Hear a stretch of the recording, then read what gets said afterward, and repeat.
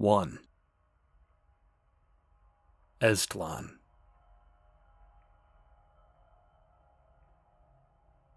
Tumbling skeletal and wraith-like across a once glittering harbor front now choked with sour gun smoke and debris, the buildings of Esplan looked more like the battered wreckage ringing a spent campfire than the luxurious lodgings and storefronts of southern Sholoshaiiti's wealthiest port.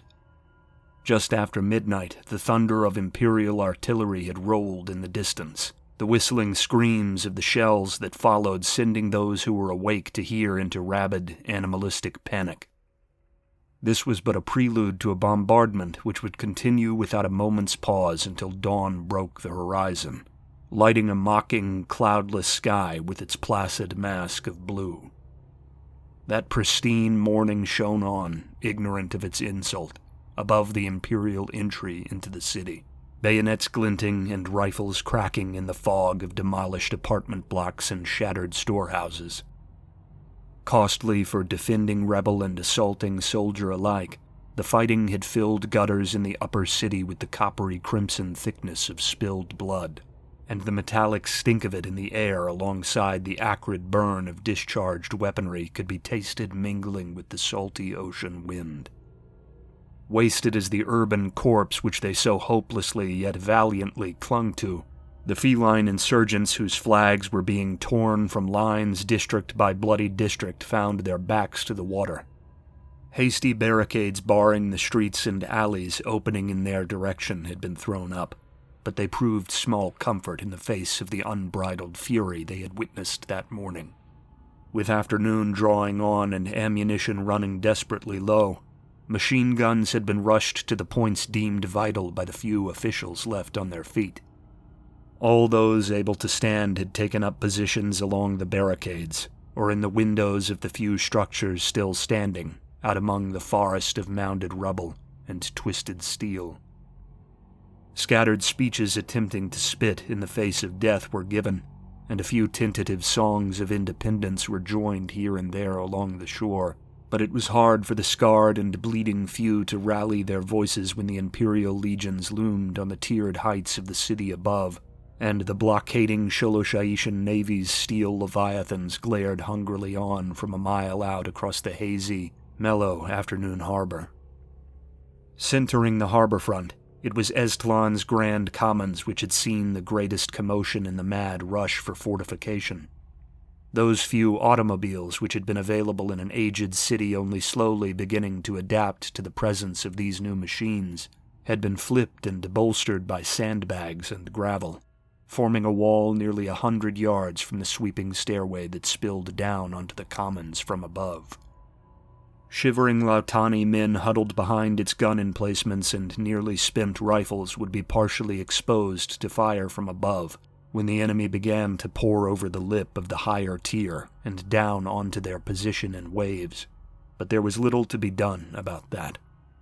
The siege had been lost many hours before, and the ill-equipped Lautani defenders of these shoddy ramparts knew theirs to be a doomed stand. Their position was disastrous, their supplies were spent, and their single avenue of escape or relief by sea had been sewn raggedly shut behind them. Above them, on the tier beyond the stairs into the commons, the Ektal, personal legionnaires of the Tlatoani, the fiercest of Sholoshaiiti's children, lurked just out of sight. The Lautani had been taught by long hours of blood and clamor in the ruins above to fear the shrill reaper's drum of their hobnailed boots when they rang out upon the shattered streets of Esplan. There was nothing to be done now beneath the hangman's imperious gaze, but to crouch low along the barricades, check and recheck rifles and ammunition stockpiles, and listen.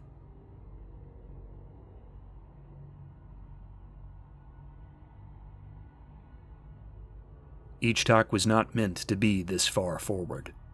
Had his mother had her way, her heir would have overseen the siege of Esplan from the safe shade of the rearmost command tents, miles removed from the smoke and clamor of war. A disappointment to the line of the Tlatoani he might well be, but the Empire would still need an heir, and Her Majesty was not fond of gambling. The better option, she would have contended, was for her child to test his valor in the highly ritualized flower wars, which were fought between the regional nobility each spring. Ichtak might have proven his mettle to his people there without ever truly risking his head, with creeping webs of family connections and economic debts staying the blades of his most fearsome opponents. Her Majesty had, however, entrusted him fully to the care of the Ektal's High Marshal, Ruhualpa Mirakanchi, and though he was held in highest regard by the Tlatoani, the old soldier was also a stubborn soul of staunch traditions. Throughout the prince's childhood, the High Marshal had stood at Ichtak's shoulder, filling the role by courtly tradition that his father might have filled in life. Ruhualpa awakened in him a profound love of old stories and fables, nurturing from that root a stalwart respect for Sholushaiti's long and remarkable history. After the humiliation which Ichtak's mother had dealt him 2 years prior, the man's presence at his charge's side had, at his mother's insistence, become almost constant. Ruhualpa filled the role as much to defend the man he had helped to educate as to model strength and monitor him for missteps. With Ichtak's 19th year upon him, and his own ascension to manhood having been celebrated several months prior, Ruhualpa declared that now was the time to fashion him into a weapon which could properly defend Sholushaiti. The long declining insurgency around Esplan, its stubborn roots planted in the annexation of the region nearly 2 decades ago, proved a perfect anvil against which to shape him. Despite that confident insistence, even proud Ruhualpa might have been taken aback by the risk which Ichtak now sought to take. The prince, making his final observation of the men gathered before the main harborfront stairway, was well aware of these fears. Granted a hardened legion of Ektal veterans to command, Ichtak had worked closely with his staff of officers, and had cautiously considered the advice of Ruhualpa throughout the day's action.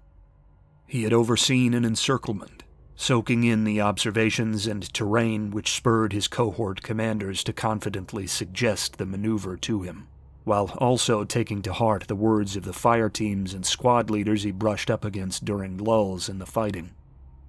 The rigors and horrors of war, along with the 3-dimensional smog and thunder of the battlefield, had familiarized him with the vital aura of conflict in ways no memoir, tactical treatise, or historical account ever could.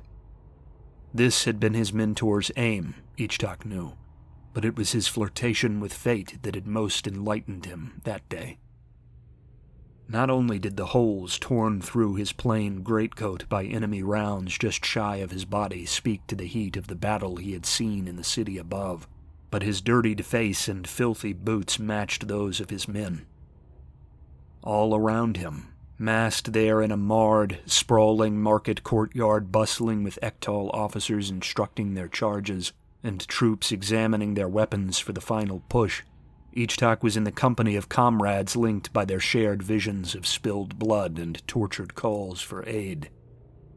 Some names he had learned, catching the stories of men as young as he among the fire teams, and hearing the educational recitals of old warrior wisdoms from their more venerable commanders.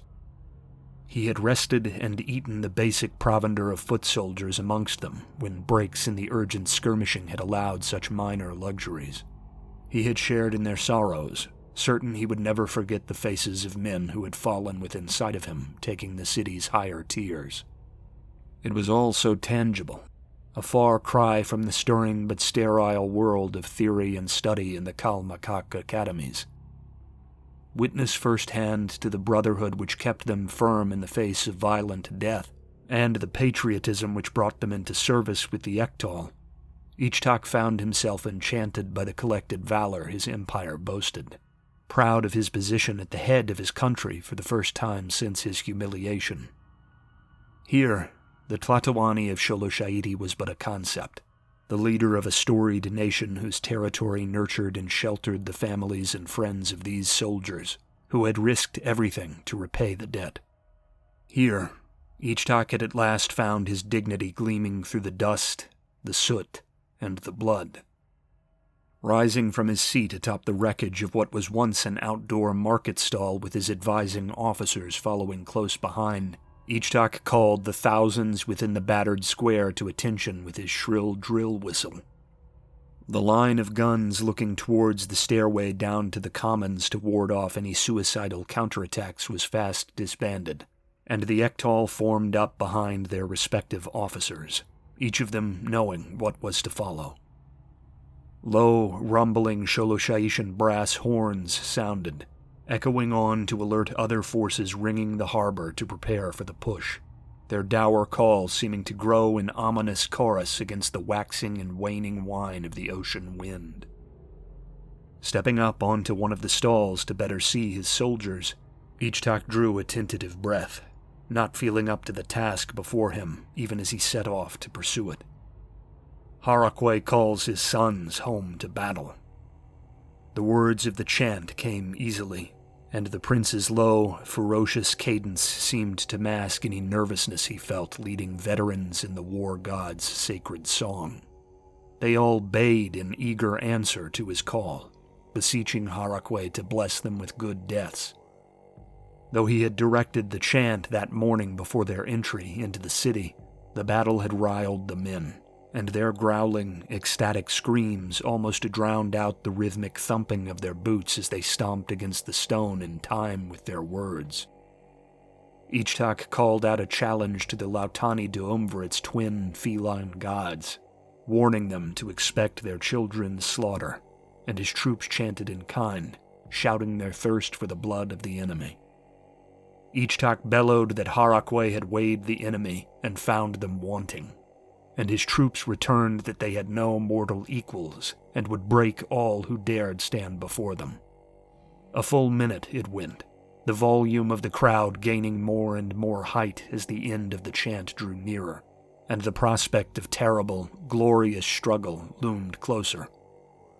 All across the city, in other tattered avenues where Sholoshaishan souls massed for the final push downward, the same vicious embrace of death was being issued, and its slipshod, awesome music roiled above the doomed Lautani rebels on the harbor front, forging a song of annihilation even the artillery's roar could not match.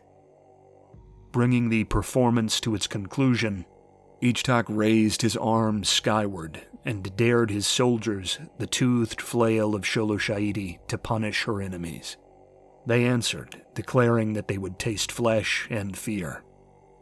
A second's silence was followed by a high, murderous wail from Ichtak's death knell, a small, bone-carved whistle every Ektal officer wore about their necks in combat.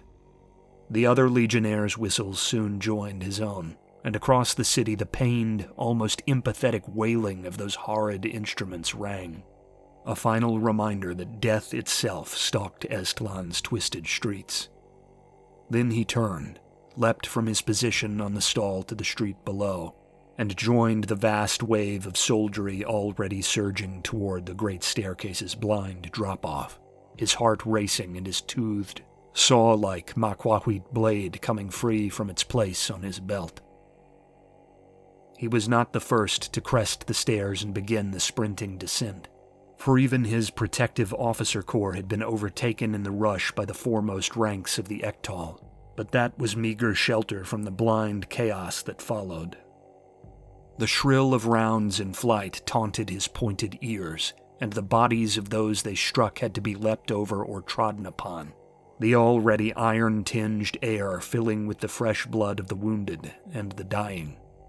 Cries, both injured and enraged, swept down over the rebel-held harbor front like the roars of some wrathful predator, but their fearless taunts hurled into the face of death were not enough to drown out the broken calls for help the prince left behind him, as the blackened gold-clad wave of Ektal swarmed downwards towards its prey. Just as his feet found the flat ground of the Grand Commons and the stairs were firmly placed behind him, Ichtak felt the wet warmth of scattered blood coat the left side of his face, a heavy machine gun round having punched through the torso of a man off to his side. Another, an officer who had shadowed him throughout the day's fighting, tumbled sputtering and gasping from his feet. The man's futile attempts at catching breath through a torn throat haunted Ichtak for several agonizing strides before once more being swallowed up by the audible storm enveloping him. Mortars, providing what cover they could from the rear to the Sholoshaishan advance, slowed their rumbling just as the foremost of their ranks began to scramble over the barricade with bayonets fixed or clubs in hand. The grotesque adrenaline which pulsed ravenously through him, carrying his tall, broad frame up and over an overturned car with fluid grace, Ichtak found himself enveloped in the melee which had fast developed behind the shoddy rebel battlements, the charge ending just as swiftly as it had begun. Here, Ichtak had found his element. Here, both earlier in the siege and during the battle for the Grand Commons, the prince had finally found something practical, something tangible, at which he could excel. There was, as so many memoirs and personal accounts had told him, a terrifying, almost petrifying uncertainty hanging over combat. But once the enemy was within arm's reach, and the prince could bring his substantial strength and years of keen training to bear on them, that terror was joined by a snaking, rapturous excitement. Screams of the dying still writhing on the descent behind him echoed in his mind. The justness of Sholoshaiti's cause, embodied by the provincial governors and young soldiers whose dead faces and broken families he had witnessed in his tours of the southern countryside with Ruhalpa, guided his hand. When the strength to deliver a killing blow to a staggered but still growling Lautani foe was needed, or a clumsy blow found him, and he was tempted to sink to the ground racked in bruised agony, he could remember the men who had fallen on the upper tiers of Esplan. He could remember his mother's icy stare. He could remember Shatal. He could harness wrath. Revolver in his left hand and makwahwit in his right, Ichtak stalked the intermingled crowd. The first to meet him, a gray-furred, older insurgent haggard by the day's battle, but spurred to action by the sight of an enemy commander, came on with his bayonet lowered and his stride fixed. The Lautani's flattened ears and fierce expression gave the feline the visage of a hunting cat. Ichtak, balance set and teeth grit against the impact, slammed the rifle aside with a low swing of his blade, shouldered forward to meet the smaller feline's advance, and bowled him over on planted boots, bringing the makwahwit down to end him. The next, a young companion who witnessed the elder fighter's fall, quickly moved in swinging his empty rifle as one might a club, forcing Ichtak to drop his makwahwit. He leapt forward into a lunge towards the man, right arm raised, and hooked the swinging rifle beneath to his ribs after soaking in a rattling blow he hardly registered in the clamor.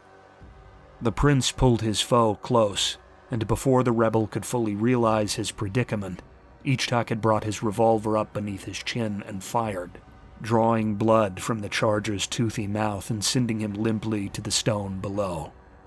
Never losing his position in the mob, a blind crouch brought the familiar, comforting weight of his makwahwit back into his hand, allowing Ichtak to return to the fray. Mimicking the battles he had seen on the higher tiers of Esplan, the melee on the Grand Commons was a riptide of unpredictable currents and exhilarating tugs in favor of one group or another. Every minute of the millennia-long struggle between Lautani and Sholoshaishan civilization replayed on the cobbles in microcosm. Feline against canine, gods of fire and sea against the god of war. Ichtak did not advance or defend so much as he rotated with slow, methodical purpose through the throng, the glint of steel or the heavy rush of blunt blows snapping his head from place to place as he attempted to keep all about him beneath his gaze.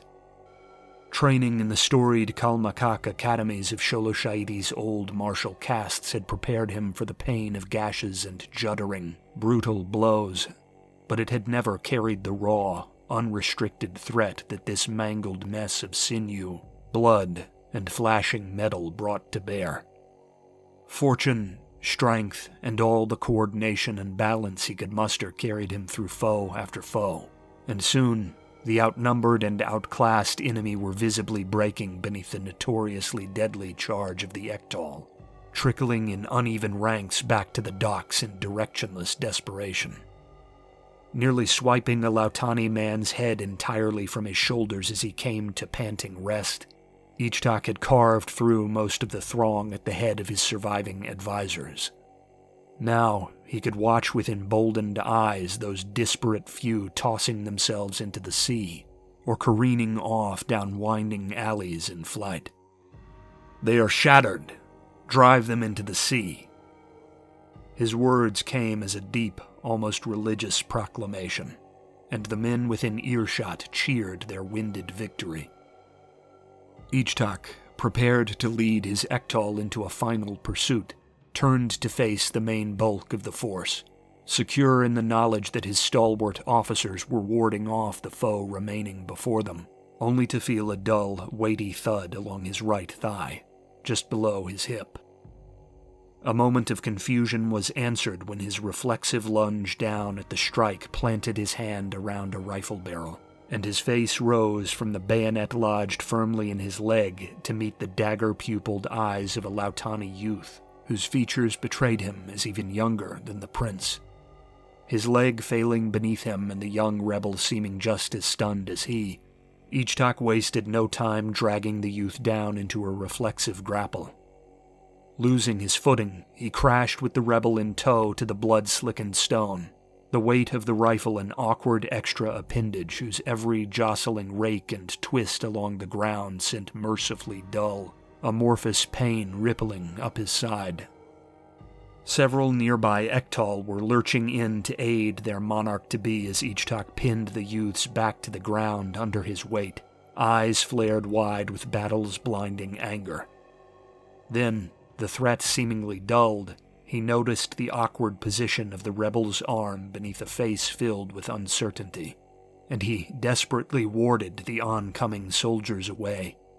In the youth's clasped hands, satchel-like and tattered in the fashion of insurgent-made weapons, was what had to be a crude grenade. Time seemed to slow, and Ichtak shoved off the feline in a fumbling roll, beginning to yell a verbal warning to the officers. He seemed vaguely to miss the weight of the rifle planted in his leg in the vacant, pleasant way one realizes the absence of a bruise or burn's sore throb. Ichtak had just enough time to wonder with inane clarity if he'd jostled it free during his scrambling escape attempt. Then his ears filled with the cacophony of detonation, and he fell into darkness.